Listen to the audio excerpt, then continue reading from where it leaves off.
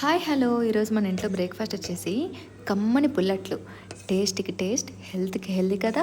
So ఈ పిండిని ఎలా ప్రిపేర్ చేసుకోవాలంటే నార్మల్ మన ఇంట్లో ఉన్న మినపదోస పిండిలోని కొంచెం ముందు రోజు నైట్ బయట పెట్టిన పెరుగుని, కొంచెం రాగి ఫ్లోర్, కొంచెం మైదా, ఒక ఆనియన్, 3 పచ్చిమిర్చి మొత్తం ఈ రెండిటిని మంచి చిన్న చిన్న పీసెస్గా కట్ చేసుకొని యాడ్ చేసుకోవాలి. కొంచెం జీలకర్ర, కొంచెం సాల్ట్, కొంచెం వాటర్ యాడ్ చేసుకొని ఈ విధంగా బాగా మిక్స్ చేసేసుకొని దోశలాగా పోసుకోవాలి.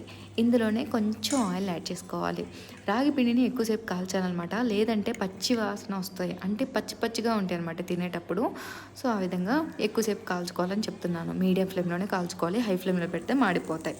ఓకే, అలాగే ప్రోటీన్ కూడా ఉండదు. సో ఇందులోకి నేను కరివేపాకు కారపొడిని యాడ్ చేసుకుంటున్నాను. ఇది నేనే ప్రిపేర్ చేశాను. నెక్స్ట్ వ్లాగ్లో చెప్తాను ఎలా ప్రిపేర్ చేయాలో. సో మనది ఒకటి రాగిపిండి దోశ, ఒకటేమో నార్మల్ దోశ అనమాట. సో ఇలా నంచుకొని తింటే సూపర్ ఉంటుంది. Please subscribe.